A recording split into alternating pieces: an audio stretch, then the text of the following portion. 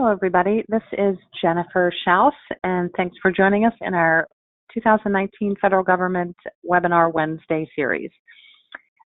Today we are covering an additional 2 webinars because we were out last week for the Independence Day holiday. So thanks, everybody, for joining us. All of our webinars are complimentary. They're recorded. You can find the recordings on our YouTube site and on our on our YouTube channel and on our website. On our website, they are all segmented by topic, and these are all, as I mentioned, free. We don't take questions at the end, just in the interest of time. So if you do have questions about anything related to GSA schedules, government contracting, you can contact us about that. Contact information will be on the very last slide. We do offer newsletter and webinar advertising. Mallory Flowers handles that for us. Her contact information is here on the screen. Our newsletter reaches approximately 15,000 plus government and government contractor subscribers. Some of our services are listed here. First and foremost, the GSA schedule. We help companies get on, maintain compliance and make modifications, help with audits, renewals, and basically everything related to schedules. We also help with some certifications, proposal writing, and the other services listed here. Since we're on the topic of GSA schedules, we are providing a class on August 6th in partnership with the SBDC's Small Business Development Center. It's the Introduction to GSA Schedules. I think it's about a 2, maybe 3-hour class. It's going to be in Northern Virginia, so the link is there. This is also listed on our website under events, and hope you can join us for that class. A little bit about my background is here on this slide, but more importantly, let's talk about partnering with GSA schedule holders. This is a topic that's near and dear to my heart. We work obviously with a lot of GSA schedule customers, large, small, mid-size, and all industries. And in my opinion, these are probably the best folks to reach out to for a variety of reasons. A lot of their information is, well, everything related to the government more or less is public data. Not everything, but a lot of data you can find. But GSA makes it a little bit easier to locate we'll say the heavy hitters and folks that maybe you want to partner with for perhaps their set-aside designation or other things. Before we dig into that, I just briefly want to go through some GSA Schedule Basics in case somebody is considering getting onto the schedule and is not that familiar. This is just 2 or 3 slides at a high level. So GSA schedules, it's a contract vehicle, but it's one of many, many, many vehicles that the government can use to purchase from you. It's only an option, it's not required, and therefore it's a marketing tool. So the government can put things out for bid, and that would be full and open competition. They can set aside contracts for small, women-owned, veteran-owned, hub zone, 8A, and all the rest, and those would be set-aside contracts. There's OTAs, other transaction authorities. There are simplified acquisitions, and just other IDIQs and other agency vehicles, NASA SOUP, Navy Seaport E, and name an agency, and they have at least DHS Eagle and 1 or more contract vehicles that you can purchase from. The whole impetus of the schedule is that GSA secures your lowest rate. So whatever rate you gave to your best customer, GSA is going to want something lower than that. In addition to that, GSA is also going to ensure that whatever rate you're proposing to them is in sync with the other schedule holders. So if you're selling coffee cups and you want to sell your coffee cup at $5, and that's maybe the lowest rate that you gave to any of your customers, that you pass the first litmus test. The second one, they're going to say, oh, all the other coffee mugs that are on the GSA schedule are offered at $3.20. Why are we going to let yours on for $5? So you want to make sure you do that market research up front before you go down the path of deciding to get onto the schedule. Make sure that your rates are going to be compatible and profitable.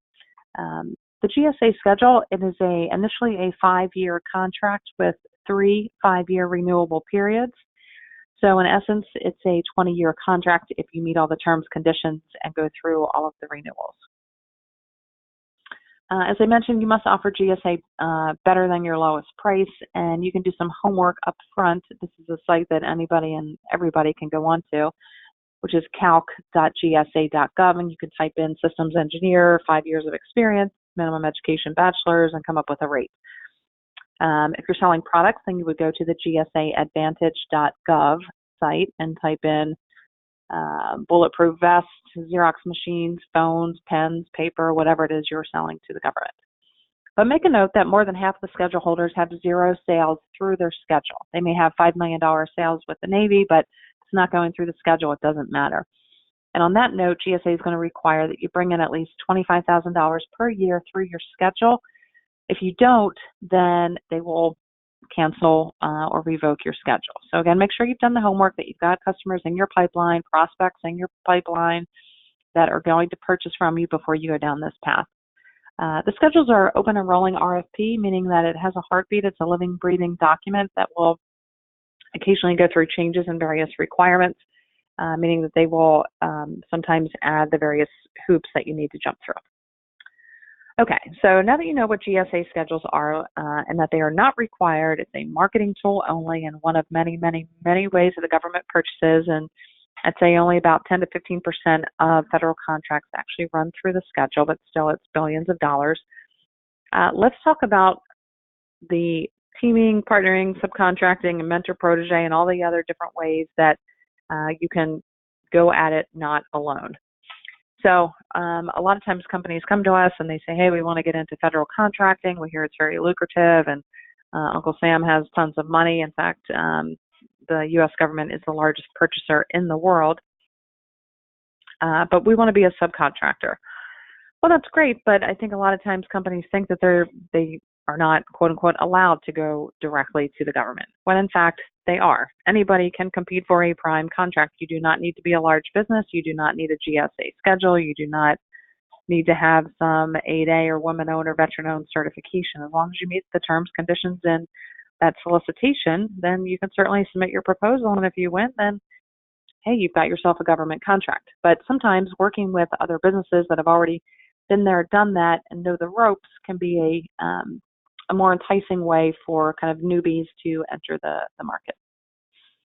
So some resources to find primes or just other partners. Prime just means that it's the direct contract holder with the government, and sometimes primes are small businesses, sometimes they're large.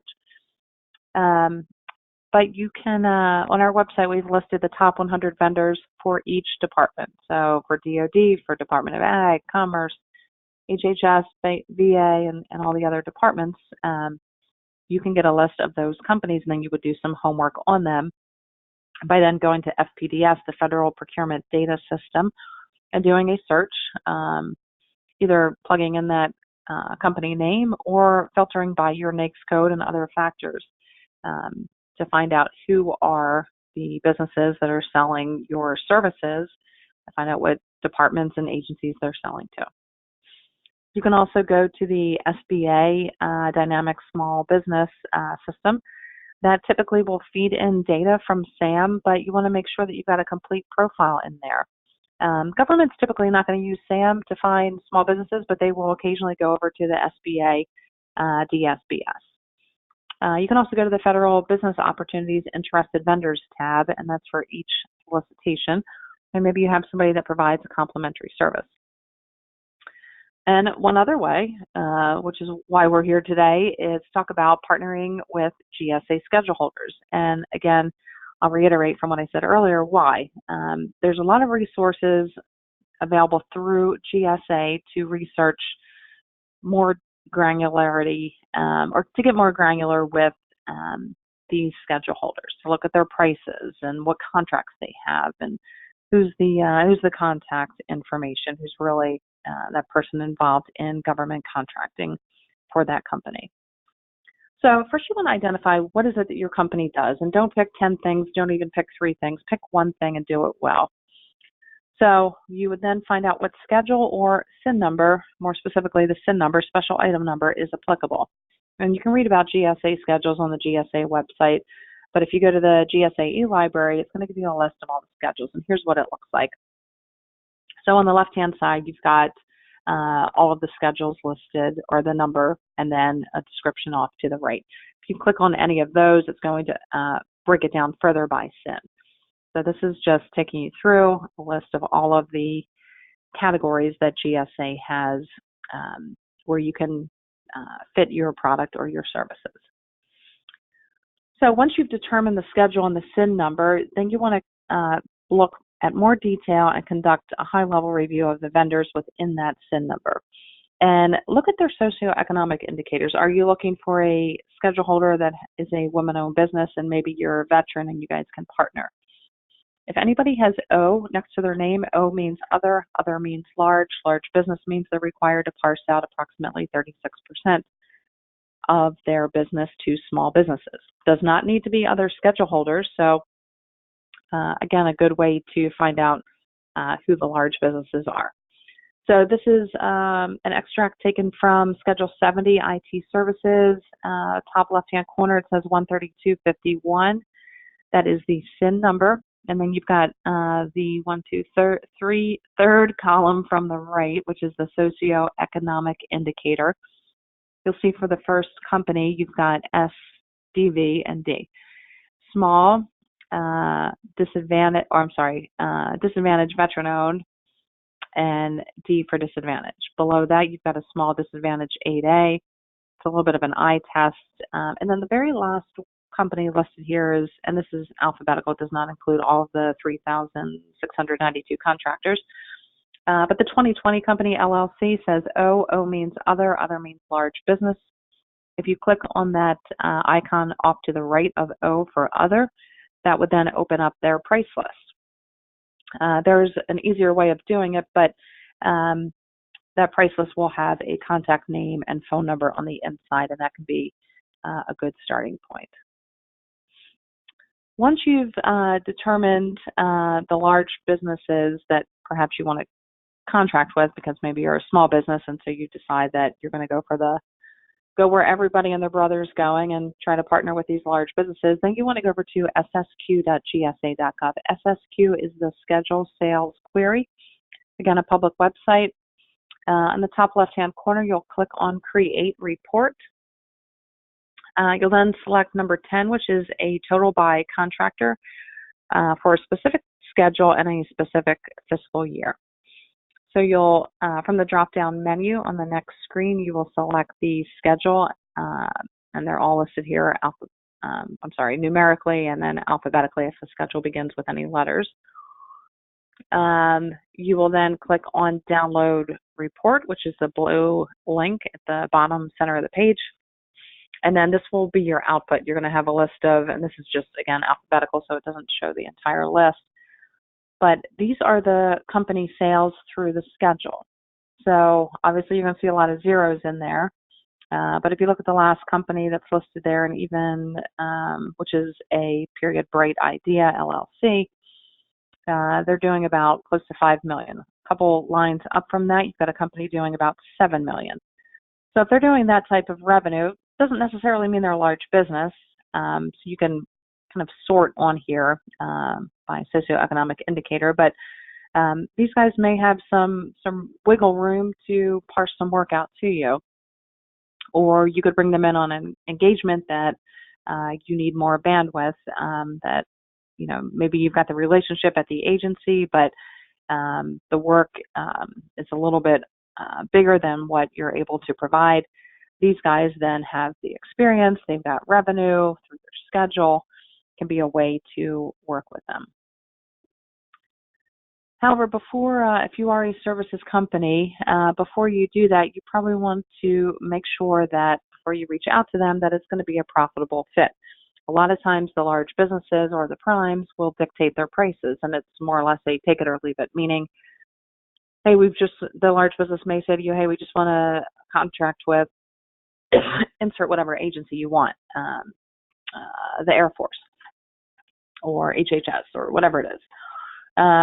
And we'd like to bring you guys in as a partner. And so here's the labor categories that we're going to parse out to you, and here's the rates. Take it or leave it. So a lot of times companies will move forward on those contracts simply just to get the experience of working with the government and starting to form some sort of relationship. But if you wanted to know in advance probably what their rates were going to be, particularly if it was a GSA schedule contract, then you can go to this calc site where you will type in, let's say, systems engineer, which you'll see there at the top. And then on the right-hand side, you can narrow it down to bachelor's degree, 5 years of experience. And so you get the average rate through the schedules, which is about $133. Can you live with that? I don't know. That's up to you. That's up to your own internal controls. And then you can further scroll down to find out, okay, who are the companies that make up this $133 per hour? And really, what is the experience? So, and this here is just simply a list of that. Anything in blue there is going to be a hyperlink under the vendor contract that'll give you further details about additional labor categories that the company may hold.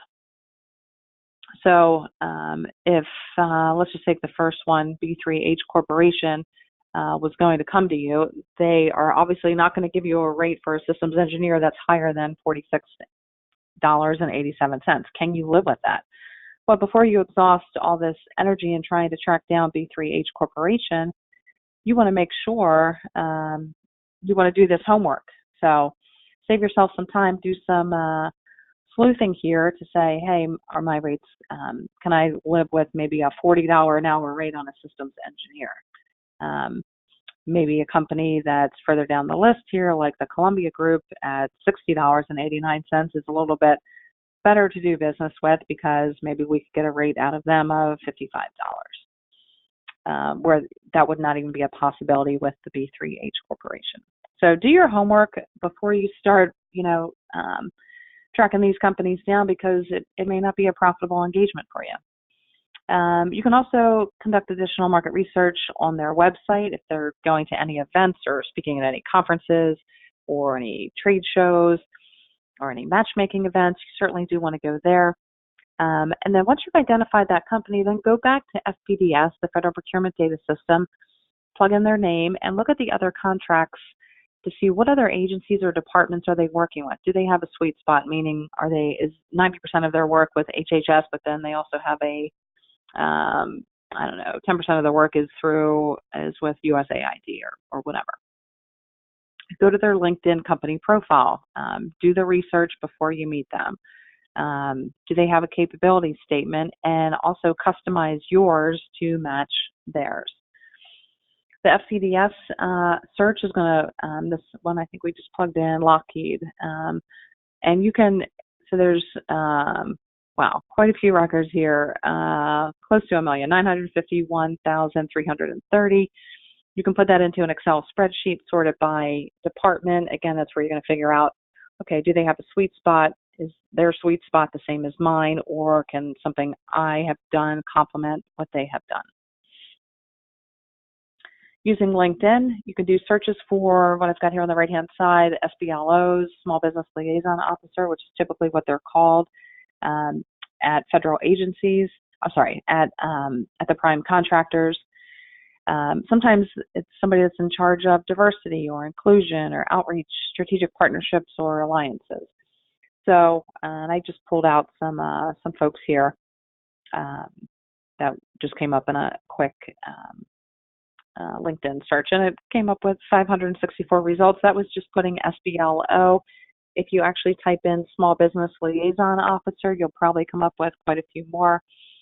Or if you go to the company page and then reverse engineer and look for somebody in charge of, again, whether it be subcontracts or SBLO, you're going to find quite a few folks there. Again, these are for the commercial companies. That would be the job title that you would search. So you first do want to go to their website, register as a small business, connect with them on LinkedIn. Don't just click on invite this person, send them a note, and give them some details. I noticed you have a contract with Department of Agriculture that's coming up for renewal in October of 2019. I believe that we can help support you with this because we have also worked with the Department of Agriculture in a different division providing comparable or similar work. Give them something specific. You should really reach out to them for an opportunity, not just general, hey, I want to be a subcontractor, because that's going to be you and everybody else. So come in with an opportunity. Customize your capabilities statement, and differentiate yourself. Again, there's going to be a bazillion of you going to them. Why are they going to pick you over somebody else? And certainly don't lead with your set-aside designation. You want to lead with your capabilities, with your past performance. Give them reasons to trust you. Saying that you're an 8A woman-owned veteran in a hub zone is not going to give them confidence and trust you. Saying that you've had 5 contracts with Department of Commerce and the Air Force and the Navy, and that all of your all the labor that you use are people that are cleared, that have competitive rates. Yes, that will give them more opportunity to trust you, like you, and do business with you. So make yourself different from everyone else that's out there. Show that you've done the homework. There's ample websites that I went through that will give you that insight. There's companies out there that sell subscriptions to the data that you can use, so you don't have to go to each of these sites to do your homework. You'll obviously pay for that, but if you go to each of these sites, you could probably do enough homework to know who you want to partner with and why. I see your rates for systems engineers are $70. Ours are fairly comparable, meaning you would have a lower rate that would make you attractive to them. Gives you opportunity to make some money as well. And again, just as a reminder, you should be hunting opportunities, not just, hey, we want to work with, whoever the latest buzz company is. We want to work with Leidos. Okay, well, what's the opportunity there? What are their rates for those labor categories on that project or on that contract? And do your rates, fall below whatever their rates are? Be different from the competition. And this is an ongoing process. This is not just, we do a snapshot today and partner with somebody tomorrow, and they're going to be our partner forever. You always need to have a backup, or many backups. So this is something that should be kind of day in, day out, networking, meeting, hunting down the opportunities and finding where your value is and what you can bring to the table. So with that, I'll end. Our next webinar is in about 10 minutes, and that will cover general GSA schedule compliance. But again, if we can help you with any of the processes that we went through today in this teaming partnering webinar, please contact us, and we're happy to help you. Thanks again, everybody, for joining, and this presentation will be available later this week. Thank you.